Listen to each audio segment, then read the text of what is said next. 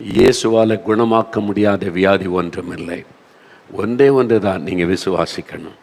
இயேசு கிறிஸ்துவால் என்னை குணமாக்க முடியும். அவருடைய பெயரை சொல்லி நீங்கள் விசுவாசத்தோடு கூப்பிட்டீங்கன்னா இன்றைக்கு அந்த அற்புதம், இந்த ஐயாவுக்கு அற்புதம் செய்து 3.5 வருஷம் இன்றைக்கி ஒரு வியாதி இல்லாமல் நல்ல சுகத்தோடு இருக்காங்கல்ல. அதே இயேசு தான் உங்களோட பேசுகிறார். அவர் பட்சபாதம் உள்ள தேவன் அல்ல. ஒருவருக்கு செய்துவிட்டு இன்னொருவருக்கு செய்ய முடியாது என்று சொல்லுகிற தேவன் அல்ல.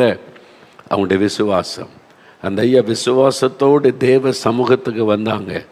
ஆண்டோடைய பிரசன்னத்தில் வந்து வேண்டிக் கொண்டாங்க. இயேசு அற்புதம் செய்தார்.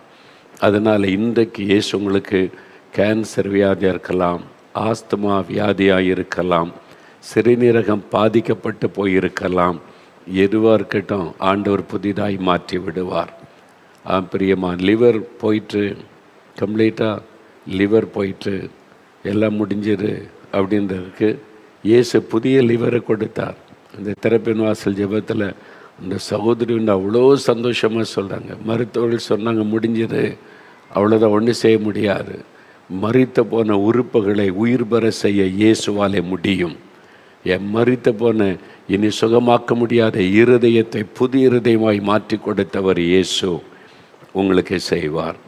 நீங்கள் விசுவாசித்து அவரை கூப்பிடணும், அவ்வளோதான்.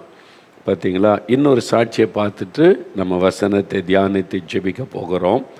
சகோதரி மகேஸ்வரி, விளாத்திக்குளம், தூத்துக்குடி மாவட்டத்தில் இருக்கிற விளாத்திக்குளம். இந்த சாட்சியை கவனமாக கேளுங்க. இது ரொம்ப முக்கியமானது.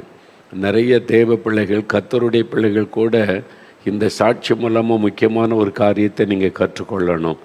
இவங்க கிறிஸ்தவர் அல்லாதவங்க, ஆனால் அவங்களுடைய வாழ்க்கையில் எப்படி அற்புதம் நடந்திருக்கிற